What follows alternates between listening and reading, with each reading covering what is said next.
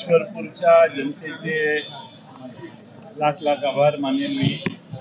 त्यांनी विकासाच्या मुद्द्याला, त्यांनी पुरोगामित्वाला, त्यांनी या उरण ईश्वरपूरच्या जो मागे राहिलेला मागच्या 9 वर्षाचा अधोगतीचा इतिहास आहे, त्या सर्वांच्याकडे बघून आनंदराव मलगुंडेंच्या सारखा एक अजातशत्रू, माझा सहकारी गेले अनेक वर्ष असणारा नेत्याला या शहराचं नगराध्यक्ष म्हणून काम करण्याची त्यांनी संधी दिलेली आहे. या शहराला आम्ही पुन्हा एकदा विकासाच्या रुळावर आणण्याचा पण करूनच ही निवडणूक लढवलेली होती आणि विकासाला हे शहर किती प्रतिसाद देतं हे आज नाही, गेले 40 वर्ष सतत एक अपघात सोडला तर कायम सतत या शहरात दिसलेला आहे. मी आनंदराव मलगुंडे आणि आमचे 22 नगरसेवक हे निवडून आलेले आहेत आणि त्याचबरोबर 8 आमचे नगरसेवक पराभूत झाले.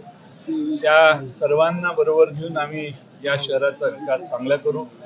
जे आता नव्याने आमच्या विरोधात निवडून आलेले आहेत त्यांना देखील विश्वासात घेऊन या शहराचा चौफेर विकास करण्याचं काम आम्ही नक्की करू. या शहरातल्या अनेक प्रश्नांची सोडवणूक करण्यासाठी माननीय मुख्यमंत्र्यांनी येऊन या ठिकाणी भाषण करून बरेच घोषणा केलेल्या आहेत. त्या सगळ्या घोषणा मला खात्री आहे मुख्यमंत्री पूर्ण करतीलच असा माझा विश्वास आहे. पण आम्ही सगळे पूर्ण ताकद देऊन या शहराचा विकास करून हे शहर पुन्हा एकदा पूर्वपदावर आणू हा माझा विश्वास आहे. जी लाईन प्रचाराची तुम्ही धरली होती की उमेदवारी जे विरोधी पक्षातील लोकांना दिली ती गुन्हेगारी होती, लोकांनी त्याला तुम्हाला प्रतिसाद दिला असं वाटतं का?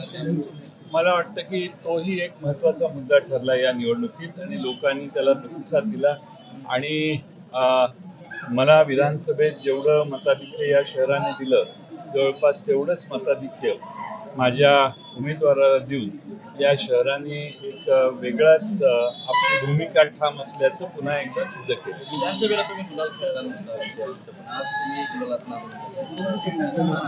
विधानसभेला गुलाल खेळलो नाही कारण मी माझे पक्षाचा अध्यक्ष होतो आणि पक्षाची परफॉर्मन्स काही विधानसभेला फारसा समाधान करत.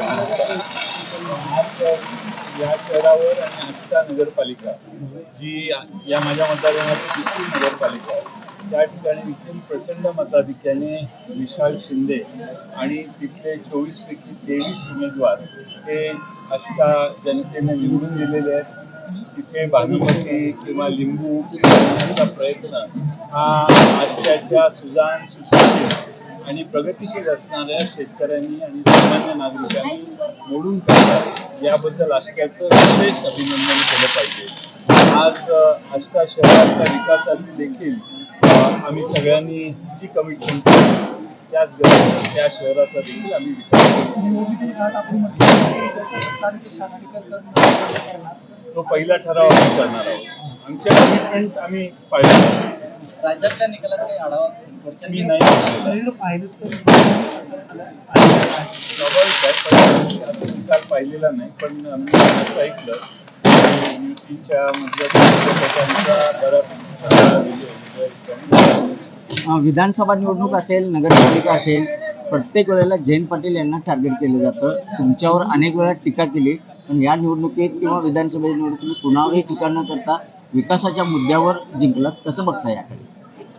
या वाळवा विधानसभा, इस्लामपूर किंवा ईश्वरपूर विधानसभा मतदारसंघ जो आहे हा विकासासाठी सुजाण नागरिकांचा प्रचंड मोठी इतिहासाची परंपरा असणारा हा मतदारसंघ तालुका आहे. इथं चांगलं काय आणि वाईट काय हे ओळखणारी चाणाक्ष मतदार आहे. त्यांचा आशीर्वाद आज नाही 40 वर्ष सतत मला लाभलेला आहे आणि त्यांच्या आशीर्वादानेच मी इथंपर्यंत पोहोचलेलो आहे. त्यामुळं या शहराला किंवा आष्टा शहराला जो सुजाण नागरिक आहे त्यांनी अतिशय उत्तम आम्हाला प्रतिसाद दिला. मी त्यांचे आभार मानतो.